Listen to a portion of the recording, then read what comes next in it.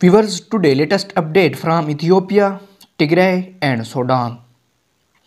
Viewers, the Ethiopian army is accused of killing more than 250 civilians of the Tigray ethnicity and causing the displacement of hundreds from the city of Abla. The Tigray Liberation Forces say that the Ethiopian forces and their allies are looting, harassing and killing civilians residing in the area, describing those who manage to escape from Abba, Abba al-Faria, as the lucky ones after the authorities demanded their forces to evacuate the area from Tigray, according to the Tigray Liberation Forces. And the United Nations Humanitarian Agency said that dozens of civilians were killed recently in airstrikes in the war-torn Tigray region in northern Ethiopia, in the largest death toll recorded since October.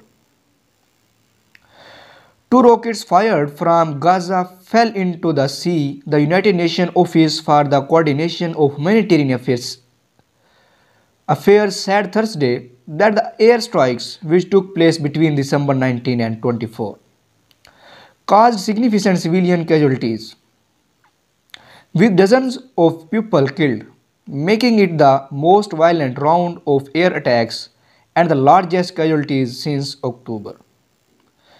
The Office of the International Organization stated that the strikes targeted the towns of Alamata, Koram, Mechu, Mikoni and Milazit in southern Tigray as well as Mekelle, without giving details of the source of the information. The conflict has claimed thousands of lives and caused a serious humanitarian crisis, forcing more than 2 million people to flee their homes. According to the United Nations, the war broke out in November 2020 when Ethiopian Prime Minister Abiy Ahmed sent troops to Tigray to overthrow the Tigray People Liberation Front, whose fighters he accused of attacking army camps and challenging his authority. Ahmed promised a quick victory, but the front caught the army by surprise and recaptured most of Tigray in June before advancing into the neighboring region of Afar and Amhara. And viewers, according to the sources, the Tigray army has attacked the Amhara region and Wilakit region in the western Tigray border with Sudan, and they want to capture the Tigray. Amharic is making noise about it. New attacks going on in North and West Gondar. On the other hand, the army of Oromia freedom fighters are in the cities. The military has entered the war with vessels that the Ethiopian army has taken over, and the military has also said that they are administrating Gobala is the beginning. A lot of people have taken over the army. There is a real change in Ethiopia, which is the one who is free from each other. And viewers, according to the Sudan sources, ahead of new demonstration expected today, Sunday, the Sudanese authorities closed at dawn the Nile bridge linking the cities of the capital to traffic, with the exception of the Halfaya and Soba bridges. A security source expected that the internet service would be cut off within the coming hours. A number of resistance committees intended to hold new demonstration today towards the Republican place in central Khartoum to reject the action of the army chief Abdel Fattah al-Burhan on October 21 and the subsequent political agreement between him and Prime Minister Abdullah Hamdok. Closure of bridges and roads. Anticipated demonstration in Sudan. The Sudanese Professional Association had called for participation in protests and millions processions today, calling for 2022 to be a year of continuous resistance, as he put it. He also appealed in a statement yesterday evening, Saturday, to all Sudanese and the masses of professionals and wage workers in all cities and villages of the country to go out and actively participate in the million processions. Let us make 2022 the years of continuous and fierce resistance, he added. Five murders and international condemnation. This call to take the street comes after violent protests in the country last Thursday, which led to the death of five people, according to what was announced at the time by the Sudan Doctor Committee. The United Nations condemned the use of violence against protesters, stressing its commitment to supporting the Sudanese people to achieve their aspiration.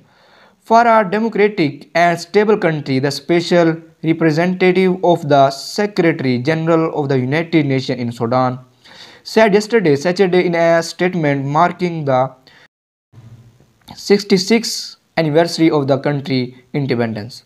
The use of violence against peaceful demonstration, attacks on journalists, violation of the right to freedom of the press, in addition to other violations of fundamental human rights, do not contribute to creating an environment conducive to restoring the peaceful democratic path.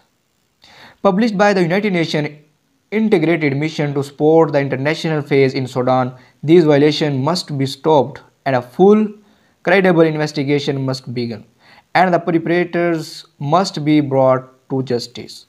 Respect the right of expression in addition to respect the right to peaceful assembly and to allow demonstrators who are committed not to use violence to express themselves freely. However, he commended the measures taken so far in order to find a solution to restore the path of democratic transition, noting that the United Nations is closely following the situation in the country and continues to cooperate in establishing a just and peaceful society that the Sudanese people deserve. In turn, the Sudanese Transitional Sovereignty Council denounced the events that accompanied the December 30 demonstration, directing the competent authorities to take all legal and military measures to prevent such incidents from recurring and to impunity for any aggressor. He also stressed that peaceful demonstration is an inherent right sanctioned by the December Revolution. It is noteworthy that since the army imposed on October 25 exceptional measures and dissolved the government headed by Abdullah Hamdok, demonstrations and protests continues in the country by a number of political forces affiliated with the Forces for Freedom and Change and others that had the greatest role in isolating the farmers' regime headed by Omar al-Bashir.